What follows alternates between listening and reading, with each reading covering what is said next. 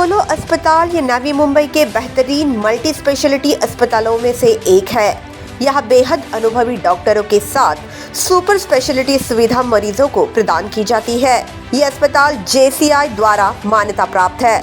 अब अस्पताल ने एक और कदम आगे बढ़ाते हुए जीनोमिक संस्था का शुभारंभ किया है, जहां अपोलो अस्पताल के समूह की संयुक्त प्रबंधक निदेशक डॉक्टर संगीता रेड्डी, अपोलो अस्पताल के समूह चिकित्सक निदेशक professor doctor Anupam Sibal, Apollo hospital पश्चिमी क्षेत्र CEO doctor Santosh Marathe, doctor Rashid Merchant, doctor Sneha Mallakmir, doctor Ravishankar के साथ मशहूर अभिनेत्री शर्मिला टैगोर मौजूद थे। इस दौरान पत्रकार परिषद का आयोजन भी किया गया था। मान्यवरों ने अपनी भावना जहां व्यक्त की। अभिनेत्री शर्मिला टैगोर ने इस दौरान हॉलीवुड अभिनेत्री एंजेलिना जोली का उदाहरण देते हुए कहा कि उन्होंने कैंसर के खतरे को कम करने के लिए जीनोमिक्स का उपयोग भी किया है। पत्रकार परिषद दौरान पत्रकारों से बात करते हुए अपोलो अस्पताल की clinical genetic consultant doctor Snehal Mallakmir ने कहा कि लगभग हर बीमारी में प्रत्यक्ष या अप्रत्यक्ष आनुवंशिक उत्पत्ति हो सकती है। अपोलो अस्पताल ये जीनोमिक संस्था बनाने वाला पहला अस्पताल है। Neurological disorders related to developmental delay, autism are almost established cause in genetics. If you are asking us depression and other things, if they are part of some established neurological disorders, yes, they are part of genetics. But as a whole, psychiatric disorders are not completely established as genetic and non-genetic. So really, we have to see case-to-case basis whether it is part of a genetic condition or it is completely non-genetic and a psychiatric condition. So that differentiation needs to be where clinicians, our clinicians and teams come.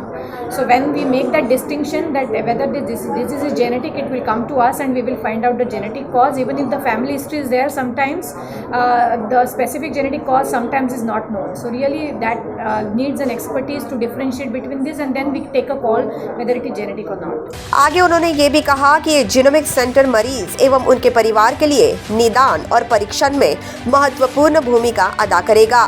साथ ही छोटे बच्चों से संबंधित बीमारियों को लेकर भी यहाँ मार्गदर्शन किया जाएगा। जीनोमिक्स ये जो टर्म हम यूज़ कर रहे हैं वो ओवरऑल इंटरैक्शन ऑफ जीन्स। जो बहुत रेयर बीमारियां हैं वो भी जेनेटिक होती हैं और बहुत सारी बीमारियों में अब जेनेटिक कॉज साइंस ढूंढ रहा है। ऐसी बहुत सारी बीमारियां हैं जो रेयर भी है और जो कॉमन भी है। वहाँ पे जीनोमिक आता है, जहाँ पे हम जेनेटिक रिस्क ज़्यादा होंगे वो फैमिलीज़ को भी बुलाएंगे। ऐसे कपल्स होंगे जिनको प्रेगनेंसी प्लान करनी हो और उनकी प्रेगनेंसी हाई रिस्क है कि नहीं ये ढूंढना हो, वो भी हम एड्रेस करेंगे। प्रेगनेंसी के डिफेक्ट्स, प्रेगनेंसी में जो टेस्ट है वो भी जीनोमिक्स में एड्रेस करेंगे। और छोटे बच्चों में जो बहुत सारी बीमारियां होती है जो जेनेटिक हो सकती है उनको भी हम एड्रेस करेंगे।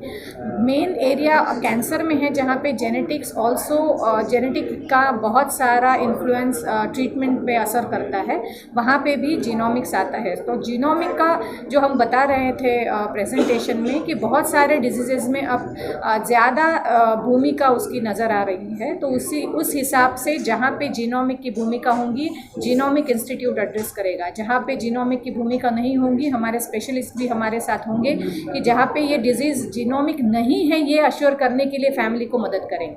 अपोलो अस्पताल नवी मुंबई के कंसल्टेंट पीडियाट्रिशियन एवं नियोनाटोलॉजिस्ट डॉक्टर राशिद मर्चेंट ने इस दौरान जीनोमिक संस्था को लेकर अपनी भावना व्यक्त की। We are talking about psychological problem. Now, one of the common psychological problems that we face in children, and now it is an outburst of it in our country, and everybody knows about it, is something called autism. One would have heard about it if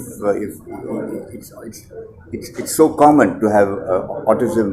1 in every 100 child seems to have autism. Now, a large number of autistics, which was called schizophrenics or psychological disorders, have a genetic association, predisposition. Not a predisposition, a genetic cause for causing their autism. You understand? So there is something like autism.